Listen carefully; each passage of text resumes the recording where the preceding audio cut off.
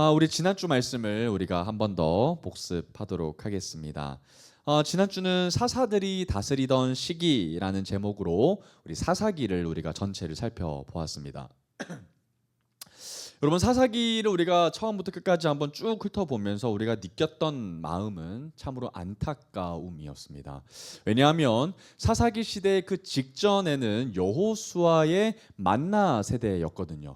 태어날 때부터 만나와 메추라기를 먹고 모세와 특별히 여호수아의 가르침을 받고 정말 하나님의 말씀대로 충성을 하면서 살아온 그들의 모습을 살펴보았지만, 사사기로 넘어오면서 그 찬란했던 하나님의 자녀들, 만나 세대들은 온데간데 없이 사라지고 하나님을 알지 못하는 또 다른 세대가 등장을 했기 때문입니다. 특별히 여호수아와 당대 이스라엘의 종교 지도자들, 장로들이 살아 있었을 때까지만 해도 그때 자녀들은 함께 하나님과 하나님의 말씀에 순종하며 살아왔지만, 여호수아도 죽고 이스라엘 장로들이 다 죽고 그 당대의 만나 세들이 다 죽자 그 뒤의 세대를 다음 세대라고 하지 않고 뭐라고 얘기했죠? 다른 세대라고 표현을 했습니다. 그러니까 another generation이 등장했다는 거예요. 여러분, 만나 세대가 그렇게 하나님의 말씀 가운데 온전히 섰고 또 누구보다도 하나님 앞에 서 있으려고 했던 그런 귀한 만나 세대임에도 불구하고 그 자녀 세대들은 하나님을 전혀 알지 못했다라는 겁니다. 이렇게 된 이유가 무엇이었죠? 교육의 부재였습니다. 왜냐하면 모세가 이것을 너무나도 걱정하며 염려했었습니다. 그래서 신명기 말씀을 통하여서 쉐마를 줬던 이유가 바로 이것이었죠. 끊임없이 그 믿음을 유산으로 남겨줄 것을 모세는 끊임없이 강조했습니다. 당대에만 믿음이 좋을 것이 아니라 끊임없이 주야로 자녀들에게 이 믿음의 이야기들, 하나님께서 우리에게 주신 이 토라를 줄 것을 전했거든요. 그러나 이 만나 세대는 참으로 안타깝게도 그 자녀들에게 이 유산을 물려주지 못했다라는 겁니다. 그래서 이 사사 시대는 그야말로 혼란과 혼돈의 시대가 이제 펼쳐지게 됐던 걸 우리가 살펴보았습니다. 특별히 하나님께서는 이 남은 가나안 땅을 모조리 점령하고 취할 것을 하나님이 분명히 요구하셨지만 남아있던 이 다른 세대, another generation은 그들을 쫓아내지 않고 또 못하기도 합니다. 심지어 같이 동거하기도 하고, 심지어 힘이 강성해지자 그들을 노예 삼는 모습까지 보이고 맙니다. 여러분, 불과 2세대 앞만 보아도 그들은 누구의 노예였죠? 이집트 노예로 살았습니다. 애굽의 종이었거든요. 그런데 이 세대가 지나자마자 오히려 그들이 다른 민족들을 노예 삼는 모습들을 봅니다. 여러분, 과연 하나님이 이 모습을 기뻐 받으셨을까요? 하나님은 끊임없이 이스라엘 민족이 누구보다도 강하고 제국이 될 것을 말하시지 않으셨습니다. 그들의 힘이 점점 강성해져서 다른 나라를 짓밟고 군림하는 나라로 세워지길 원하셨던 것이 아니라 누구보다도 거룩하게 구별되기를 원하셨습니다. 그래서 제국을 세울 것이 아니라 하나님의 나라, 특별히 제사 시스템으로 돌아가는 제사장 나라로 세우시기를 원했다라는 거예요. 다른 나라하고 가장 구별되는 명확점은 바로 제사였습니다. 하나님 앞에 예배드리는 것이 그들의 정체성이었다는 거예요.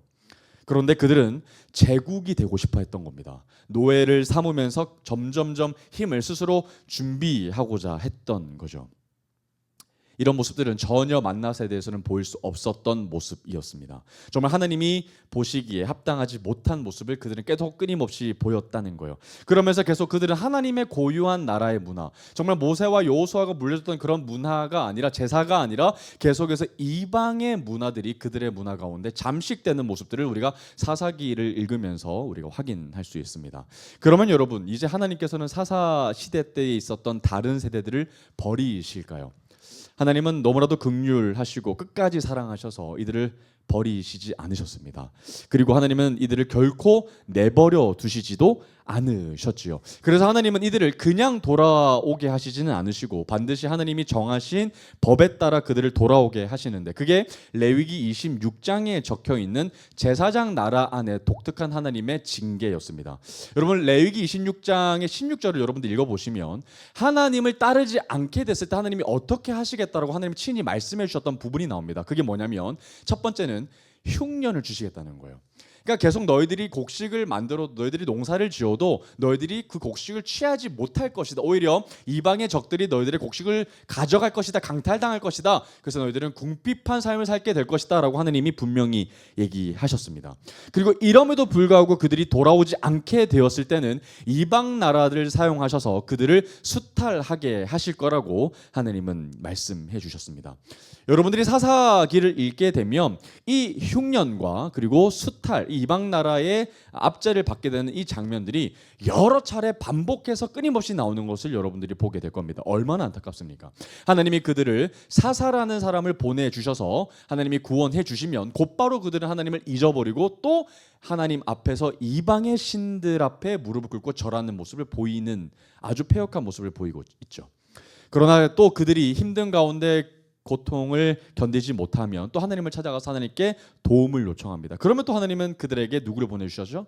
사사를 또 보내주시면서 그들을 또 용서하시고 또 구원해 내시는 장면이 정말 수차례 여러 번 반복합니다. 이 패턴이 사사기에서 계속 나타나는 거예요. 그러면서 이제 사사기에 이제 기드온이 등장을 합니다. 여러분, 기드온은 굉장히 선한 인물로 우리가 잘 알고 있습니다만 마지막에 좀 뭔가 아쉬운 장면이 있는 사람입니다. 여러분, 기드온 때는 이 미디안이라는 이방 나라에 이제 이스라엘 민족이 좀 압제를 받게 되는데 그때 엄청난 미디안의 군사 수를 보고 이스라엘 민족은 정말 두려워 떱니다. 하나님을 더 두려워하기보다 당장 눈앞에 보이는 이 미디안의 군대 수를 보고 그렇게 두려워하고 떨고 있는 이스라엘 민족들에게 하나님은 기드온이라는 사사를 보내주시죠. 그런데 문제는 이 미디안을 이 기드온이라는 사사가 다 물리치고 나서부터 시작입니다. 분명 그들을 구원해 내셨던 것은 기드온이 아니라 누굽니까? 하나님이시죠. 그러나 이때부터 백성들은 기드온을 따르기 시작합니다. 여러분, 기드온은 정말 하나님 앞에서는 그냥 껍데기죠. 하나님이 사용하신 그릇일 뿐입니다. 그래서 이스라엘 백성들은 기드온을 찬양할 것이 아니라 누구를 찬양해야 됩니까? 하나님을 찬양해야 되는데 안타깝게도 이스라엘 백성들은 기드온을 왕으로 세우려고 합니다. 다행히 기드온이 왕이 되지 않지만 제안을 거절하지만 문제는 마지막에 에봇이라는 우상을 만들면서 그의 마지막 말년에 죄를 범하고 마는 모습을 보게 하죠. 여러분, 그 후에도 여러 사사들이 등장을 합니다. 여러분, 사사라고 해서 완벽한 모습을 가지지 않는다는 것은 우리가 사사기를 통해서 알 수 있습니다. 그 대표적인 예로 정말 야엘이라는 사사에 대한 설명을 보면 야엘이라는 사사는 정말 하나님이 보내신 사사인지 헷갈릴 만큼 그가 소유한 재물은 엄청납니다. 첩도 너무 많고요. 아들도 너무 많고 성읍들도 30개가 넘을 정도로 하나님이 뭔가 구별해 내신 사사라고 하기에는 좀 납득하기 어려운 모습들을 우리가 볼 수 있습니다. 또 다른 예로 또 입다라는 사사도 있습니다. 그런데 입다가 혀를 잘못 놀려서 정말 자기가 이 압제로부터 구원의 손길을 다 해내고 자기가 성읍으로 돌아왔을 때 가장 먼저 나를 맞이하는 사람을 하나님께 번제로 드리겠다라는 누를 범하고 마는데요. 그때 공교롭게도 가장 먼저 뛰어오는 사람이 누굽니까? 자신의 하나밖에 없는 딸이거든요. 여러분, 하나님께서 이렇게 명하신 적이 있습니까? 없습니까? 없습니다. 그리고 누구보다도 하나님은 인신제사를 싫어하셨습니다. 그런데 입다가 왜 이렇게 했을까요? 명확합니다. 입다는 하나님을 우습게 알았거나 아니면 모세를 통해서 정해진 인신제사 금지법을 몰랐거나입니다. 이 사사였기 때문에 입다가 하나님을 우습게 여기기는 참 어려웠을 겁니다. 그러면 이때 교육이 잘 되지 않았던 거죠. 모세를 통해서 전달되어진 그 모세 율법 토라가 이들에게 잘 교육이 안 된 겁니다. 그러니까 사사조차 이렇게 우둔했던 시대였다는 거예요. 사사라고 완벽한 존재가 아니었다는 거예요. 여기서 끝나지 않습니다. 마지막에 여러분들 우리는 누구를 통해서 사사의 연약한 모습을 보게 되죠? 삼손입니다. 여러분, 삼손도 전혀 완벽하지 않습니다. 삼손의 끝의 문제는 여인을 통하여서 얼마나 하나님보다 더 여인을 사랑하는 그 유혹에 넘어지는 모습을 보고 안타깝게 우리가 느낍니까? 그러나 삼손의 문제는 개인의 문제가 아닙니다. 이 당시 이스라엘 민족의 모습을 대표하고 있는 것이죠. 이 여인과 하나님 사이에서 갈등하고 있는 이 모습은 이스라엘 민족의 모습을 적나라하게 고발하고 있는 거죠. 이스라엘 민족도 여전히 하나님과 이방의 신들에서 갈팡질팡하면서 이리저리 왔다 갔다 하는 그 모습이 바로 삼손을 통해서 적나라하게 보여진다라는 겁니다. 이처럼 사사시대는 너무나도 영적으로 어두운 암흑기였다는 겁니다. 그래서 사사기를 정리하는 이 말씀이 마지막에 나오죠. 사사기 마지막 말씀을 보면 어떻게 나옵니까? 25절에 마지막 한 장만 넘기시면 그때 이스라엘의 왕이 없으므로 사람이 각기 자기의 소견에 오른 대로 뭐했다? 행했다는 거예요. 그때 왕이 없었기 때문에 모든 사람들이 자기가 옳은 대로 행했다라는 말은 실제적으로 누가 왕이 됐다는 말이에요? 본인들이 다 왕이 됐다는 거예요. 이 땅 가운데 누구나 다 자기 마음대로 했다는 거예요. 그러니까 어떤 기준도 없고 명확한 하나님의 말씀 토라도 부재했으니까 모두 자기가 옳다고 생각하는 대로 행했던 시기, 전혀 하나님은 중요하지 않았던 시기였다는 거예요. 그런데 너무 안타까운 것은 이 세대가 바로 여호수아의 그 찬란했던 세대 바로 뒤의 세대였다는 겁니다. 너무 안타까운 일이었다는 거예요. 여러분, 이 말씀이 정말 단순한 사실이 아닙니다. 왜냐하면 이때의 이 왕은 정확하게 하나님이셨습니다. 여러분, 왕이 없었던 것이 아니라 이때의 왕은 이스라엘의 민족의 주인이신 하나님이셨거든요. 그런데 그때를 정리하면서 왕이 없었다라고 표현했던 것은 정말이지 왕을 없앴던 것이라고 볼 수 있는 거죠. 그러니까 모든 사람들이 왕이 있지만 왕 노릇을 했다라는 거예요. 이것은 명확하게 쿠데타입니다. 반역인 거죠. 왕이 있는데 내가 왕이 된다. 이건 쿠데타입니다. 정말 왕에게 잡히면 살아남을 수 있지 않는 어마어마한 무시한 형벌입니다. 사형이죠. 정말 안타까운 것이 얼마나 우리가 사사기를 통해서 누리게 되는지 느끼게 되는지 알 수 있습니다. 여러분, 우리가 반드시 알고 있어야 되는 것은 얼마나 이 교육이 중요한가. 교육이 부재가 되면 하나님의 말씀으로 자녀들을 양육하지 못해내면 아이들이 얼마나 하나님을 배신하고 반역할 수 있는지를 우리가 말씀을 통해서 알게 되는 겁니다. 그 찬란했던 만나 세대조차 말이죠. 그래서 우리는 끊임없이 하나님의 말씀을 제너레이션 투 제너레이션 해야 되는 거예요. 우리보다 더 잘 믿는 세대를 우리 아이들에게 물려 주어야 한다는 겁니다. 다른 세대가 되지 아니하도록 부모에게는 책임이 있는 거죠. 그러면 여러분, 이렇게 사사시대가 암흑의 분위기로 끝나고 말까요? 그러면 그 뒤의 세대는 어떤 세대가 또 등장을 하게 될까요? 이렇게 하나님 앞에 끊임없이 패역한 모습으로 끝났던, 모두가 왕이 됐던 이 사사시대를 뒤로 하고 그러면 이제 어떤 사람이 등장을 하고 어떤 세대가 등장을 할까요? 그런데 여러분, 그 뒤로 바로 역사서의 흐름 가운데 사무엘이 바로 등장하지 않습니다. 또 다른 같은 시대인 룻기서가 등장을 하는데요. 이게 너무 재미있습니다. 왜냐하면 이 사사시대의 동시대에 또 다른 샘플을 보여주면서 렘넌트를 보여주기 때문에 그래요. 렘넌트가 뭐죠? 남은 자입니다. 여러분, 사사시대라고 해서 모두가 무너진 것이 아니에요. 모두가 하나님을 배신했고 패역한 것이 아닙니다. 모두가 이방의 문화에 잠식된 것이 아니라 그 상황 가운데서도 여전히 하나님을 바라봤던 렘넌트가 있었다는 거예요. 그래서 하나님께서는 이 샘플을 우리에게 보여주시고 싶으셔서 이 사이에 룻기서를 배치해 주셨습니다. 오늘 그 놀라운 교육 성공 사례 이야기를 오늘 한번 살펴보도록 하겠습니다. 그래서 지난주는 교육의 실패 사례고요. 오늘은 교육의 성공 샘플입니다. 오늘 말씀 룻기 1장 1절을 우리 같이 한번 읽어보도록 하겠습니다. 룻기 1장 1절 같이 읽어보겠습니다. 시작. 사사들이 치리하던 때에 그 땅에 흉년이 드니라. 유다 베들레헴의 한 사람이 그의 아내와 두 아들을 데리고 모압 지방에 가서 거류하였는데, 여러분 지금 이때가 정확하게 언제라고요? 사사들이 치리하던 때면 사사기하고 똑같은 시대입니다. 그래서 여러분 말씀을 읽을 때 같이 사사기하고 룻기를 동시에 읽으셔야 여러분 깊이 말씀을 볼 수 있습니다.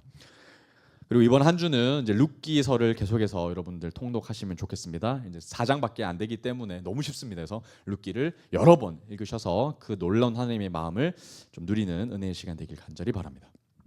이처럼 룻기는 사사시대, 그러니까 사사들이 치리하던 때였다는 거예요. 여러분, 제가 아까 사사시대를 요약하면서 사사시대가 얼마나 암흑한 시대였는지를 제가 나누었습니다. 정말 모두가 하나님 앞에 자기가 왕이라고 주장했던 시기였다는 거예요. 그런데 그때에 어떠한 이야기를 하나님이 말씀해 주시면서 하나님의 앞에 또 다른 사람들의 이야기를 우리에게 들려주실 겁니다. 자, 바로 그때에 그 하반절을 우리가 살펴보니까 뭐라고 나와 있냐면 그 땅에 뭐가 듭니까? 흉년이 됩니다. 한번 흉년에 한번 동그라미를 쳐볼까요? 여러분, 흉년이요 갑자기 온 것이 아닙니다. 여러분, 흉년이 우연히 온 것이 아니에요. 왜 갑자기 흉년이 왔을까요? 아까 제가 얘기했던 대로 사사시대에 끊임없이 반복되었던 패턴이 바로 이 패턴이었거든요. 하나님께서는 이들에게 흉년을 주심으로 말미암아 뭐하게 하시고 싶으셨던 걸까요? 다시 돌아오게 하고 싶으셨던 거예요. 그래서 여러분, 흉년은 우연히 온 것이 아닙니다. 우연히 자연 발생적으로 일어난 일이 아니라는 거예요. 레위기 26장에 언급되어 있던 것처럼 제사장 나라, 하나님 나라 백성들에게 임하시는 하나님의 첫 번째 징계이기 때문에 그렇습니다. 그래서 이 땅이 어디입니까? 바로 유대 땅입니다. 이스라엘 민족이 거하고 있는 이 가나안 땅에 지금 흉년이 든 거예요. 자, 그러면 이 하나님의 징계가 시작된 건데, 이 사사 시대 때. 그러면 여러분, 이 흉년의 때에 이스라엘 백성들이 하나님 앞에 징계를 받게 된다면 이 징계를 어떻게 해야 됩니까? 받아야죠. 피하면 됩니까? 안 됩니까? 안 됩니다. 여러분, 이들에게 하나님께서 징계를 주신 이유는 피하고 도망가게 하기 위함이 아니라 이 징계를 온전히 받음으로 그들이 궁핍함을 통해 하나님을 뭐하라? 찾으라는 데 하나님 목적이 있거든요. 하나님을 더 찾아야 되는 거예요. 그러니까 흉년의 때 유대 민족들은 자신의 행동을 반성하고 하나님 앞에 회개하여서 온전히 하나님 앞에 다시 서게 하는 것이 목적이었다는 거예요. 그런데 지금 보면 오늘 등장하는 이 사람들은 이 흉년의 때에 도망갑니다. 하나님이 이 백성의 모습을 결코 좋게 보실 리가 없으셨죠. 어떤 사람인가 한번 보나 하니 유다 베들레헴에 한 사람이 그의 아내와 두 아들을 데리고 모압 지방에 가서 거류하였는데, 그러니까 총 4사람 한 가정이 등장합니다. 남편과 아내 그리고 두 아들입니다. 이 남편이 이제 오늘 주인공으로 등장하는 것처럼 보이지만 한 사람이라고 해서 불특정한 사람으로 넘겨버립니다. 이 사람은 여러분 룻기서를 읽어보면 이 사람이 엘리멜렉이라는 사람을 우리가 알게 될 겁니다. 엘리멜렉입니다. 엘리멜렉과 그의 아내 나오미가 이제 자기 두 아들을 데리고 흉년을 피해서 어디로 도망갑니까? 모압 지방으로 가게 되는 거예요. 그러니까 여러분, 지금 자신의 동족 이스라엘 민족들은, 이웃들은 하나님의 징계를 온전히 받고 있는 거죠. 그런데 이탈하는 사람이 생긴 거예요. 그리고 자기가 하나님을 피해서 어디로 가는 거예요? 잘 살아 보이는 이방 땅으로 가는 거예요. 모압 땅으로 가는 거예요. 여러분, 그곳은 하나님을 경배하는 땅이 아닙니다. 하나님을 알지 못하는 이방 땅이에요. 그러면 그곳으로 갔다는 것은 이제 내가 하나님과의 관계를 끊어버렸다는 거죠. 그리고 엘리멜렉은 엄청난 선택을 한 거예요. 얼마나 하나님 앞에 배은망덕한 행동을 하게 한 건지 여러분 성경을 통해서 여러분 더 알게 될 겁니다. 그래서 이게 이 엘리멜렉은 자기의 아내와 자기 사랑하는 두 아들이 데리고 이제 모압 땅으로 도망가게 됩니다. 하나님 앞에 회개하지 않는 거죠. 그리고 하나님 앞에 돌이키지 않는 것이 얼마나 하나님 앞에 안 좋게 보였겠습니까? 그래서 모압 땅으로 이제 가게 됐다는 거예요. 그럼 여러분, 하나님이 이 가정을 버리실까요?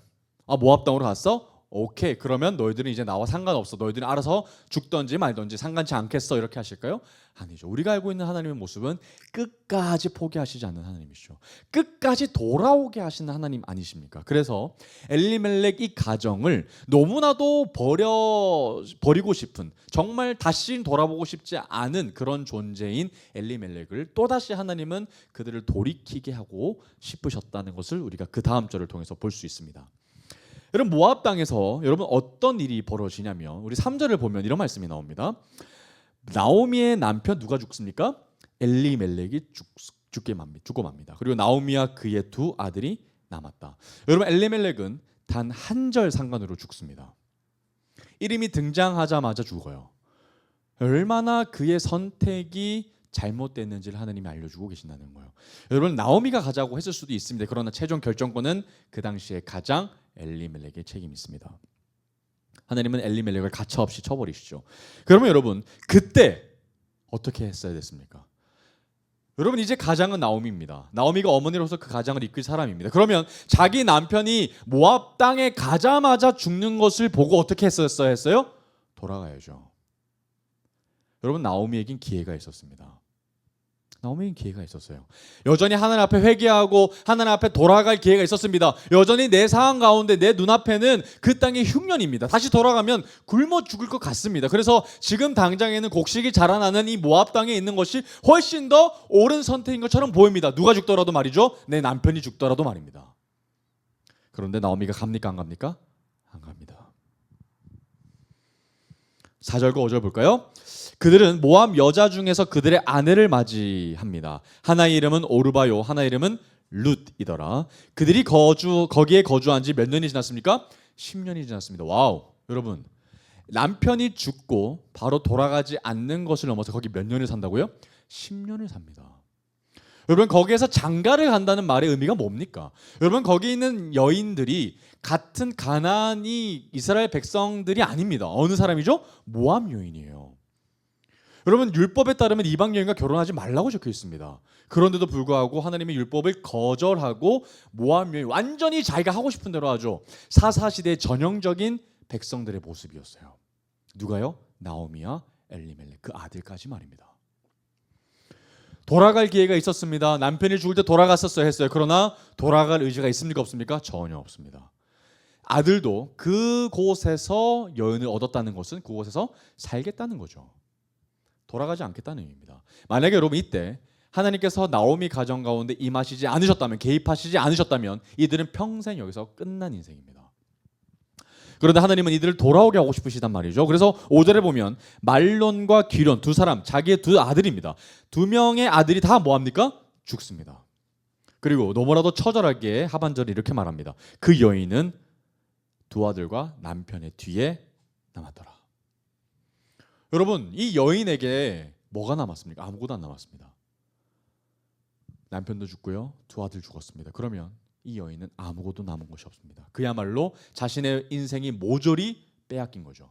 부정된 겁니다.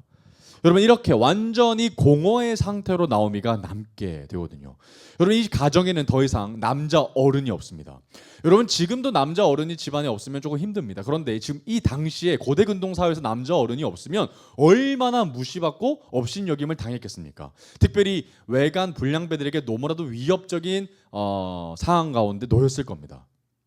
그러니 여러분, 나오미는 이제 여기는 고향도 아니고 남편도 죽고 두 아들도 죽었으니 여기에서 살 이유가 있습니까? 없습니까? 없죠. 모압 땅에서 살 이유는 하나도 없습니다. 이 여인이 얼마나 두렵고 떨렸겠어요. 앞으로 이제 어떡하지? 무엇보다도 이제 하나님이 이제서야 생각이 났기 때문에 더 두려웠을 겁니다. 6절 한번 볼까요? 그 여인이 모압 지방에서 여호와께서 자기 백성을 돌보시사 그들에게 양식을 주셨다함을 듣고 이에 두 며느리와 함께 일어나 모압 지방에서 뭐했다?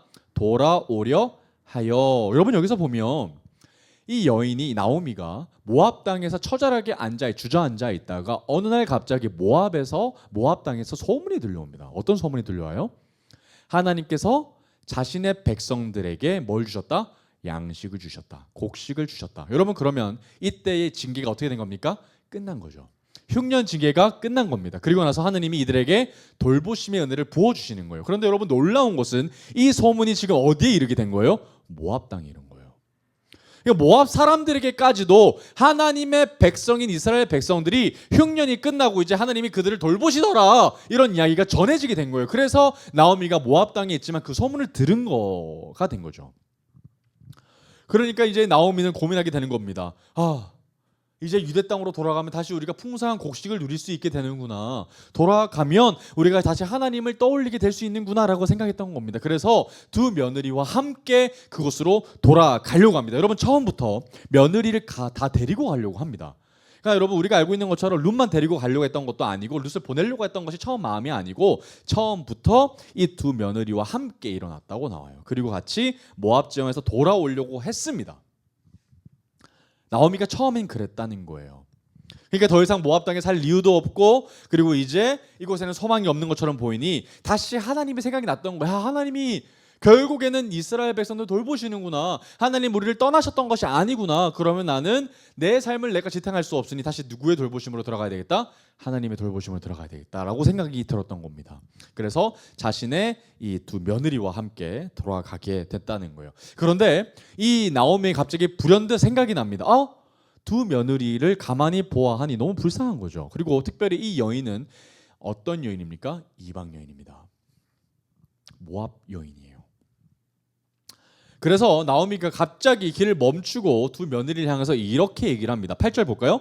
나오미가 두 며느리에게 이르되 너희는 각기 너희 어머니의 집으로 돌아가라. 너희가 죽은 자들과 나를 선대한 것 같이 여호와께서 너희를 선대하시기를 원하며. 갑자기 나오미가 바꿉니다, 태도를. 그죠? 그러면서 돌아가라고 얘기합니다. 분명히 같이 일어났고 같이 모압 땅에서 이제 유대 땅으로 돌아가려고 하고 있었지만 갑자기 돌아서서 두 며느리를 보내고 있단 말이죠.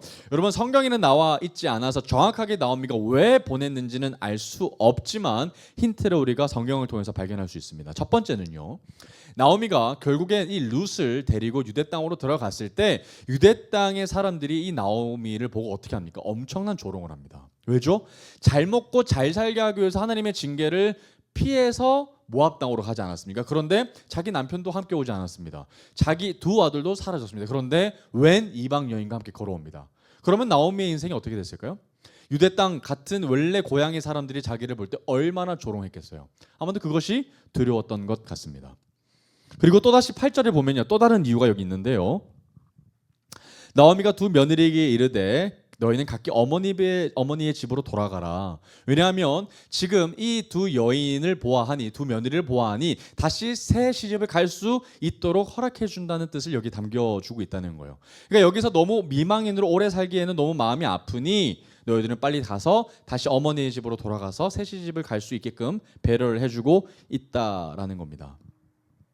그러면서 13절을 보면 너희가 어찌 그들이 자라기를 기다리겠으며 어찌 남편 없이 지내겠다고 결심하겠느냐. 그러니까 남편이 없다는 것을 너무 슬퍼했던 것 같아요. 그러면서 며느리들에게 이렇게 얘기합니다. 내 딸들아 그렇지 아니하니라. 여호와의 손이 나를 치셨으므로 나는 너희로 말미암아 더욱 마음이 아프도다. 그러니까 여러분 이제 나오미가 깨달은 거예요. 아, 내가 남편이 죽고 두 아들이 죽은 것이 그냥 우연히 일어나는 일이 아니라 하나님이 나를 뭐 하셨다? 징계하셨다는 거예요. 여러분 내 인생에 흉년이 든 거죠. 그리고 내 인생에 가장 소중한 것이 뭐아진 거예요? 수탈당한 거예요. 하나님 앞에. 여러분 나오미도 개인적으로 하나님 앞에 지금 뭘 받고 있는 겁니까? 징계를 받고 있는 거죠. 그리고 그 징계의 목적은 나오미를 힘들게 하려고 했던 것이 아니라 뭐하게 하기 위함입니까? 나오미가 하나님 앞에 온전히 돌아오게 하기 위함인 거죠.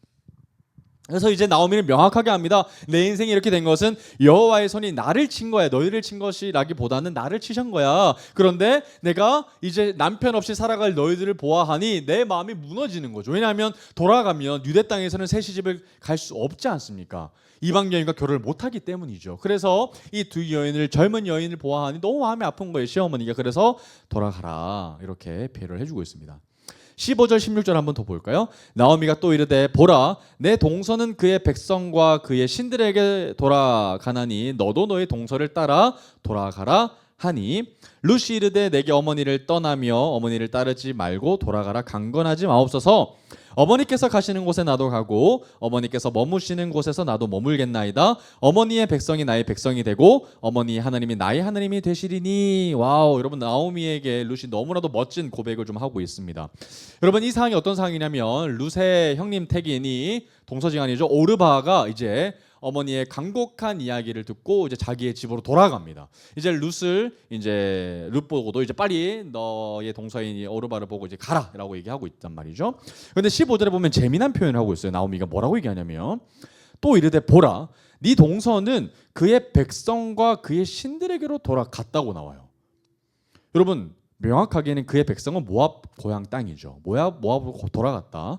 그런데 그 하반절에 또 표현을 보면 그의 신들에게로 돌아갔다고 나와요. 여러분 나오미도 명확하게 알았던 거예요. 모압이 섬기고 있는 신이 누구였는지 말이죠. 그리고 이 오르바의 주인도 누구라는 거예요? 그의 모압에 섬기고 있는 신이라는 거예요. 그래서 룻도 뭐라고 얘기하는 겁니까? 그 신들에게 돌아가라는 거예요. 너도 너희들이 원래 섬겼던 그 신들에게 돌아가. 그리고 나는 나의 신에게 돌아가겠어라고 이제 좀 선을 긋고 있다라는 거예요. 그런데 여러분 오르바는 돌아갔습니다. 자기 신에게 돌아갔어요. 그런데 룻이 이때 뭐라고 얘기합니까? 어머니의 백성이 나의 백성이 된다. 그리고 이 표현이 뭡니까? 나는 이제 모압 여인이 아닙니다. 누구라는 거예요? 어머니와 같은 민족의 하나라는 거예요. 놀라운 표현이죠. 그리고 더 놀라운 표현은 하반절에 있습니다. 어머니의 하나님이 누구의 하나님 된다? 나의 하나님 된다는 거예요. 그러면 여러분 더 이상 이 룻은 모압이 섬기고 있는 신들을 믿지 않습니다. 여러분 이게 엄청난 표현인 거죠. 룻은 이제 하나님을 믿는 사람이에요. 나오미가 믿고 있었던 그 하나님을 똑같이 경외하길 원하는 자들이라는 거예요. 여러분 이게 엄청난 고백이라는 거죠. 그러니까 여러분 룻이 단순히 그냥 시어머니에 대한 효도하는 마음으로 온 것이 아닙니다. 그래서 여러분 이따금씩 이 룻기를 정말 이 효도 주간주에 이 부모의 날 가운데 하는 이 설교는 반쪽짜리입니다. 여러분 이것은 단순히 효행을 강조하는 본문이 아닙니다. 여기서는 엄청난 하나님의 말씀과 비밀이 여기 숨겨져 있기 때문에 점점점 발견해 나가기를 원합니다. 여러분 여기서 강조되어지는 건 나오미가 시어머니를 향한 마음이 아니죠. 정말 중요한 것은 그 마음 속에 담겨져 있는 그 깊은 것은 하나님에 대한 마음이라는 거예요. 어머니 하나님이 나의 하나님이 된다는 거예요. 제사장 나라로 들어가길 원한다는 거죠.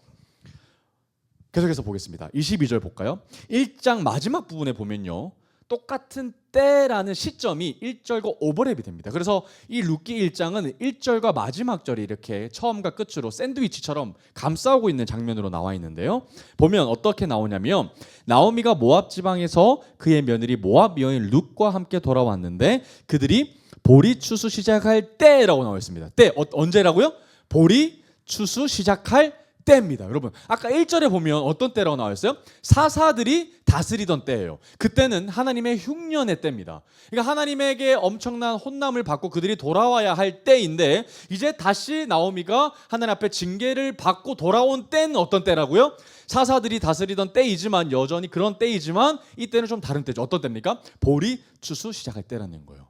하나님의 돌보심이 시작하는 때죠. 흉년이지만 하나님이 이들에게 특별히 다시 한 번 더 구원의 손길을 베풀어 주는 때라는 거예요. 그리고 그 때에 이르러 어디에 이르렀더라? 베들레헴에 이르렀더라. 여러분 베들레헴도 한번 동그라미 쳐볼까요? 이제 베들레헴은 여러분 계속해서 룻기의 마지막을 향하면서 더더더 중요한 지역으로 자리 잡게 될 겁니다. 여러분 그럼 우리가 룻기 1장을 이제 마무리하면서 이제 뭔가 하나님이 반전하실 것 같네, 하나님이 뭔가 새롭게 움직이실 것 같네라는 마음이 들기 시작합니다. 그러면서 이제 2장으로 넘어가 보면 이제 새로운 인물이 등장하는데요. 여기에서 룻기의 단연 주인공이 바로 보아스입니다.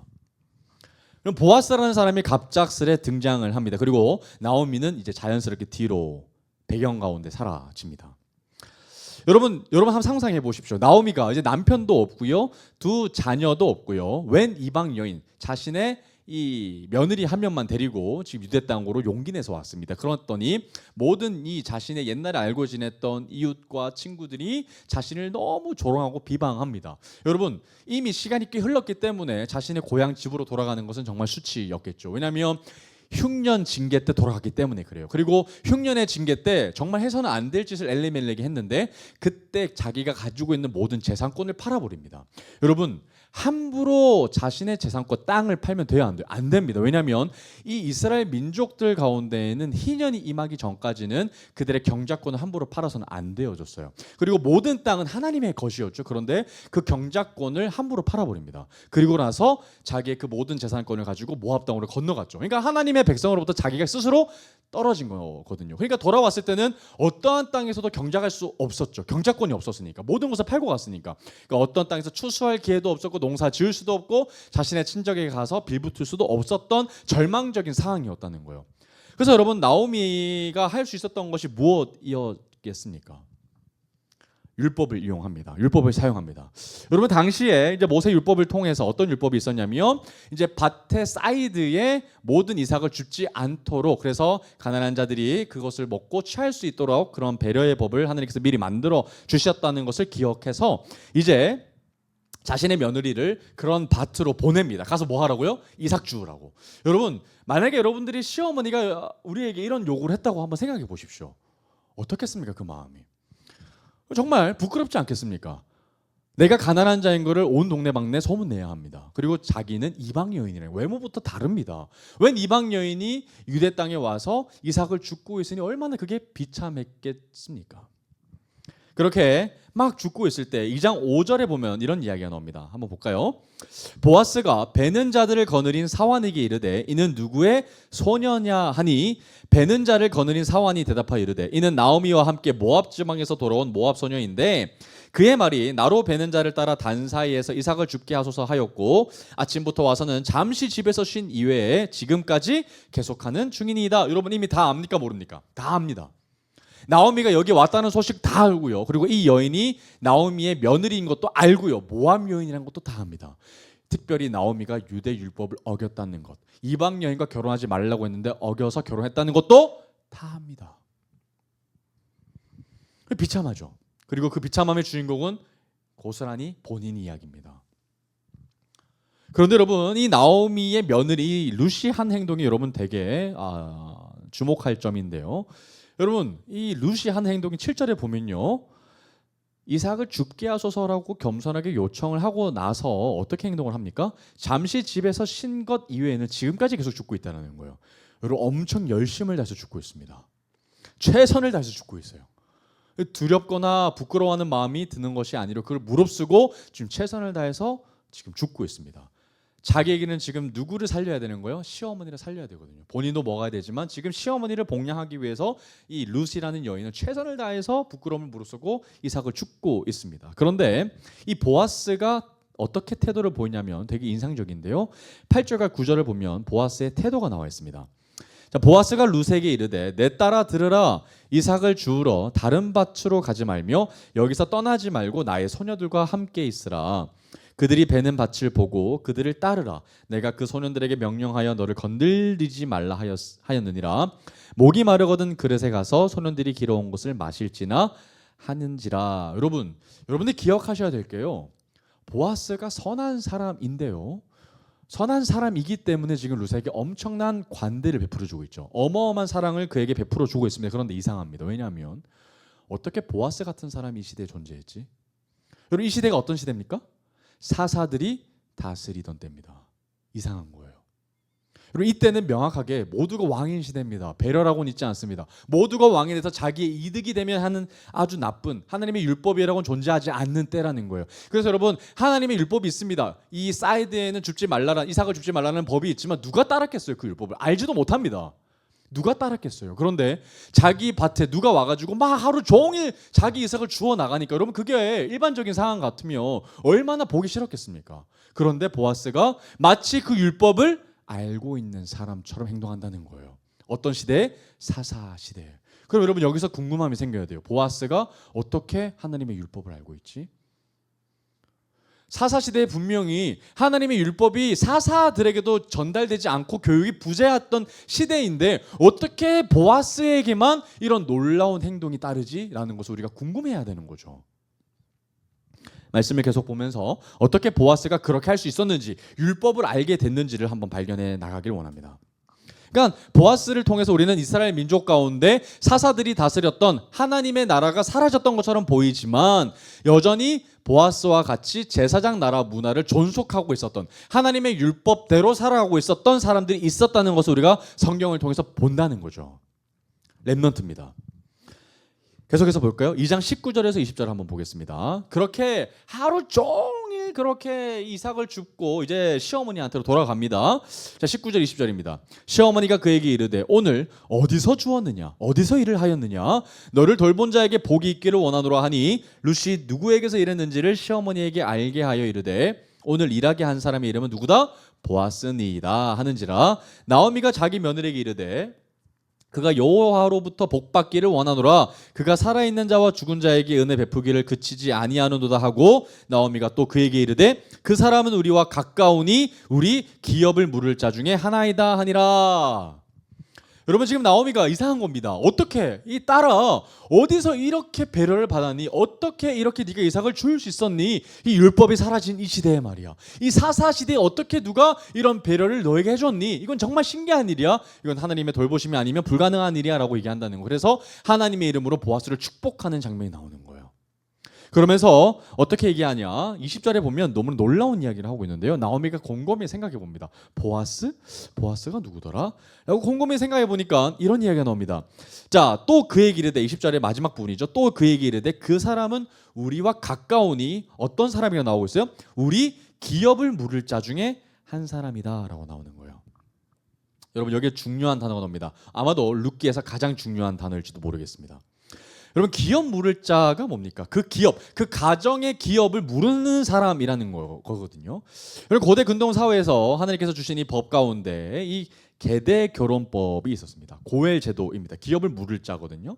그러니까 결혼했던 이 형제 가운데 형제가 자식이 없어서 없는 상황 가운데 죽는 경우가 있었습니다. 형제가 자식이 없이 이렇게 죽고 나면 그 형제는 씨가 어떻게 됩니까? 마르죠. 그 대에서 이제 끝나게 됩니다. 이제 그런 것들을 하나님께서 이제 돌보시기 위하여서 이제 다른 살아있는 형제가 그의 형수를 같이 동침해서 그 계대를 이어나가게 하는 법이라는 거예요.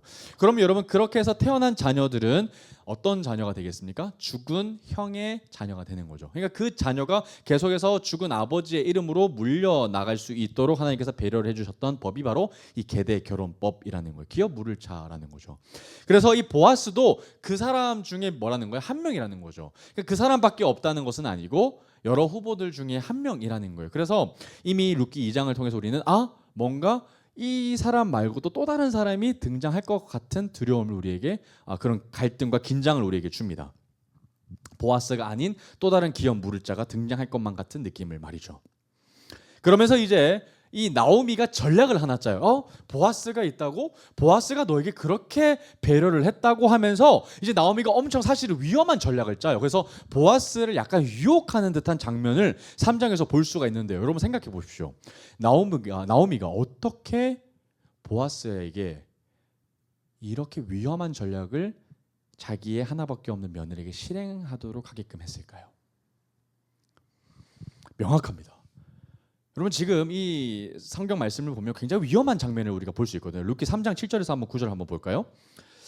자, 보아스가 먹고 마시고 마음이 즐거워 가서 곡식 단 더미의 끝에 눕는지라 룻이 가만히 가서 그의 발치 이불을 들고 거기 누웠더라. 밤중에 그가 놀라 몸을 돌이켜 본즉 한 여인이 자기 발치에 누워 있는지라 이르되 내가 누구냐 하니 대답하되 나는 당신의 여종 룻이오니 당신의 옷자락을 펴 당신의 여종을 덮으소서 이는 당신이 기업을 물을 자가 됨이니이다 하니 여러분 밤중에 이 나오미가 한껏 치장을 하고 보아스를 찾아가서 동침하는 것처럼 보이는 장면을 연출합니다.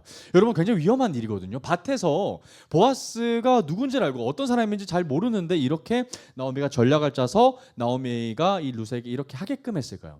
아마도 나오미는 확신을 했던 것 같아요. 보아스가 어떤 사람인지 말이죠. 여러분 나오미는 룻이 이만큼의 이삭을 가지고 오는 것을 보고 아마도 다짐을 했던 것 같습니다. 보아스는 뭐를 아는 사람이다? 하나님의 율법을 아는 사람이다. 하나님의 율법을 아는 사람이라면 본능적으로 이 사람은 어떤 사람이라는 거예요? 하나님을 경외하는 사람이죠. 하나님 앞에 두려워할 줄 아는 사람이라는 거예요. 그래서 때로는 위험해 보이는 이 전략을 과감하게 나오미가 실행하는 것을 볼 수 있고요. 또 룻이 이에 아주 흔쾌히 응합니다. 그러나 여러분 룻이 얼마나 두렵고 떨렸겠습니까? 잘 알지도 못하는 보아스에게 가서 자신이 옆에 살짝 눕는 이 행동이 얼마나 자신으로 하여금 두렵고 떨리는 행동이었겠습니까? 또 자기에게 자존심도 얼마나 또 이슈가 있었겠어요. 정말 쉬운 여자처럼 보였을지도 모르고 정말 잘 알지도 못하는 이 보아스 옆에 누워서 당신이 기업 물을 자이다 라고 이렇게 얘기하는 것이 얼마나 또 수치스러울 수도 있고 또 두렵고 떨렸겠습니까? 그런데 합니다. 그런데 이 보아스가 어떻게 행동하는지 한번 볼까요? 10절과 11절입니다. 그가 이르되 내 딸아 여호와께서 내게 복 주시기를 원하노라. 네가 가난하건 부하건 젊은 자를 따르지 아니하였으니 네가 베푼 인애가 처음보다 나중이 더하도다. 그리고 이제 내 딸아 두려워하지 말라. 내가 네 말대로 내게 다 행하리라. 내가 현숙한 여자인 줄 나의 백성 나의 성읍 백성이 다 뭐한다? 안다라는 거예요. 여러분 이 여인이 혹시 두려워할까봐 무안해할까봐 하나님의 이름으로 이 여인을 축복합니다. 룻을 축복합니다. 그러면서 두려워하지 마, don't be afraid라고 얘기하면서 마지막에 자기가 선언합니다. 뭘 합니까?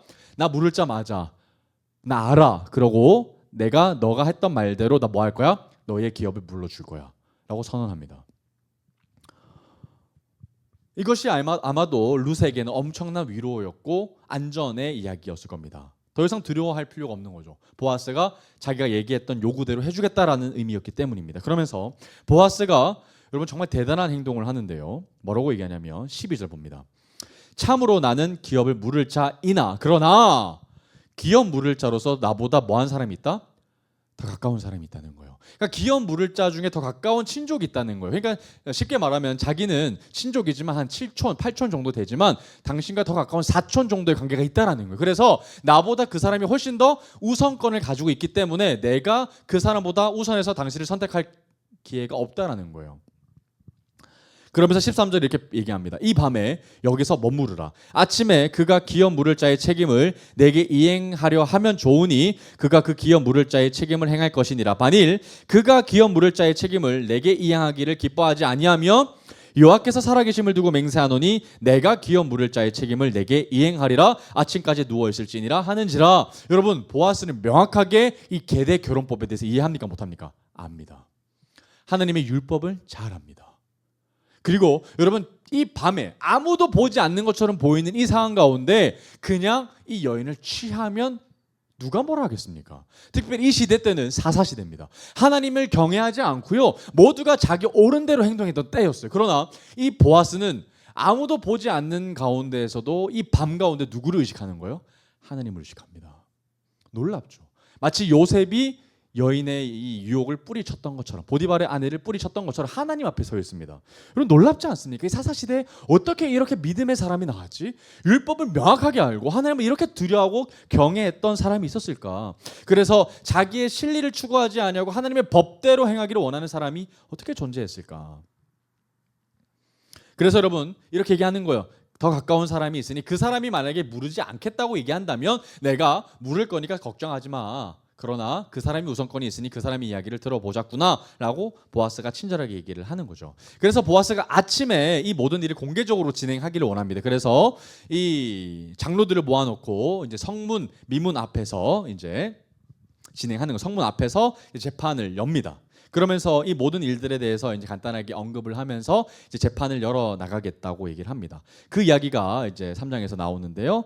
이제 1절 한번 보면 이제 보아스가 성문으로 올라가서 거기 앉아 있더니 마침 보아스가 말하던 기업 물을 자가 지나가는지라 보아스가 그에게 이르되 아무개여 이리로 와서 앉으라 하니 그가 와서 앉음에 보아스가 그 성읍 장로 10명을 청하여 이르되 당신들은 여기 앉으라 하니 그들이 앉음에 하면서 이제 재판이 열리는 거예요. 그러면서 이제 성문 법정이 이제 펼쳐지는 겁니다. 그러면서 보아스가 계대 결혼법에 대해서 간략하게 설명을 하면서 이제 기업 물을 자에게 당신에게 우선권이 있습니다라고 얘기를 하는데요. 이 기업 물을 우선권이 있는 사람이 이 이야기에 대한 내용을 잘 모르고 덥석 받아들입니다.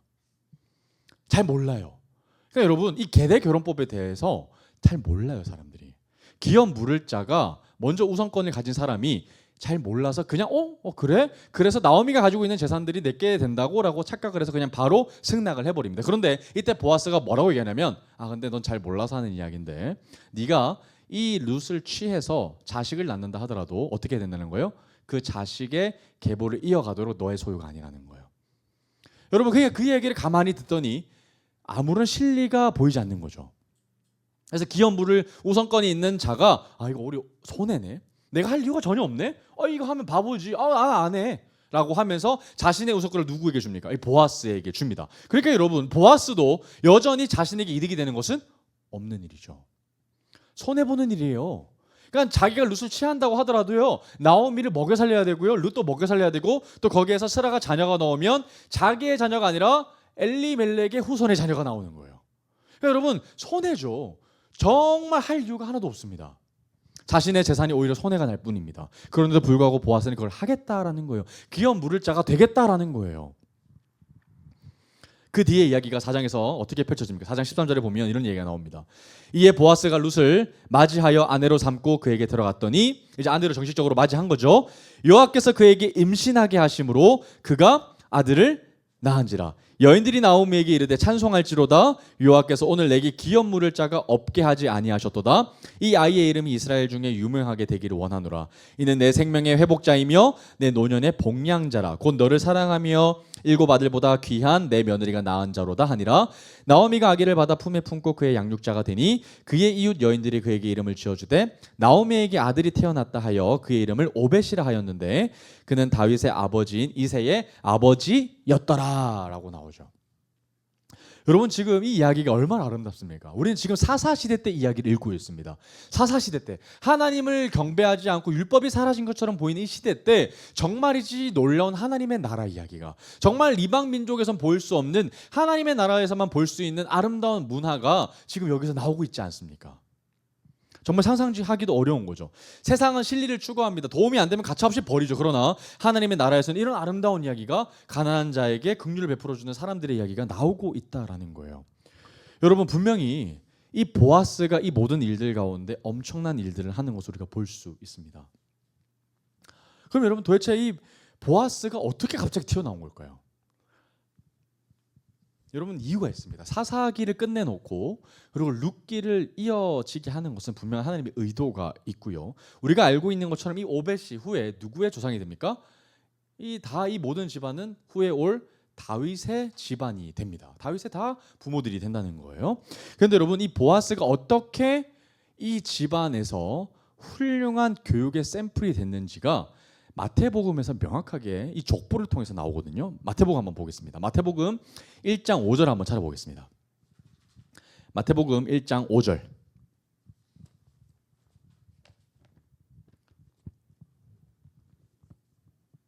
예수 그리스도의 계보가 마태복음 1장에서 나오는데요. 여기서 보면 1장 5절에 바로 이 보아스의 계보가 나옵니다. 자, 살몬은 라합에게서 보아스를 낳고 보아스는 룻에게서 오벳을 낳고 오벳은 이새를 낳고. 여러분, 보아스의 아버지가 누구죠? 보아스의 아버지가 살몬입니다. 그리고 보아스의 어머니는 누굽니까? 라합입니다. 기생 라합이에요. 여러분, 그러니까 라합의 남편인 이 살몬, 즉 보아스의 아버지인 살몬은 명확히 여호수아가 가나안 정탐 때 여리고성으로 보낸 두 정탐꾼 중에 한 명이죠.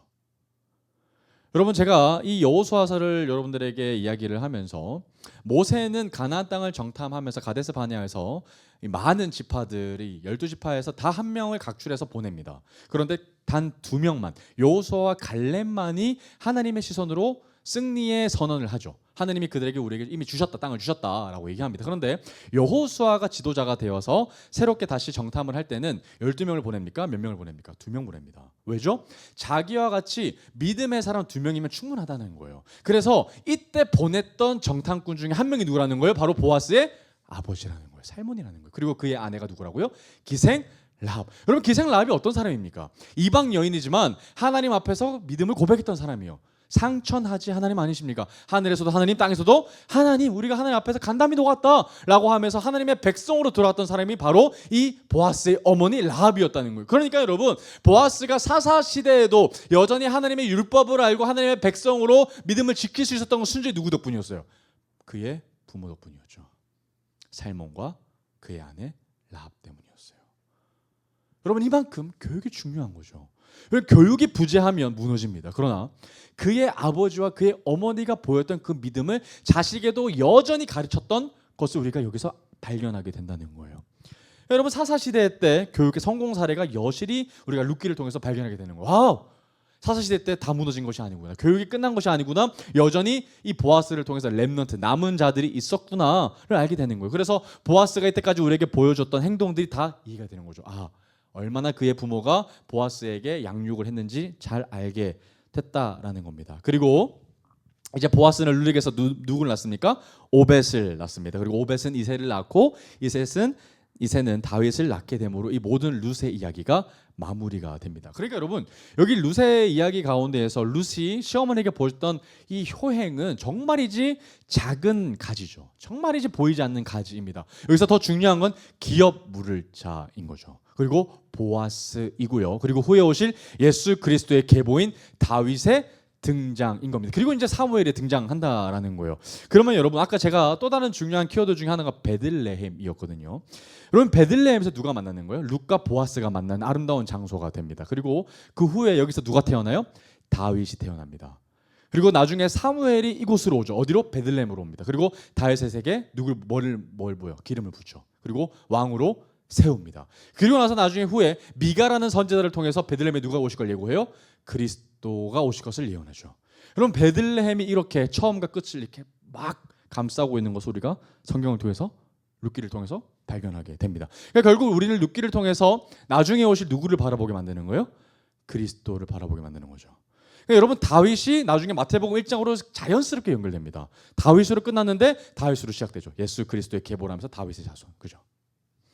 결국 룻기는 오실 그리스도를 바라보게 만든다는 거예요. 그러면 여러분, 이 기업 물을 자를 사실은 누구를 예표한다는 걸 우리가 볼 수 있습니까?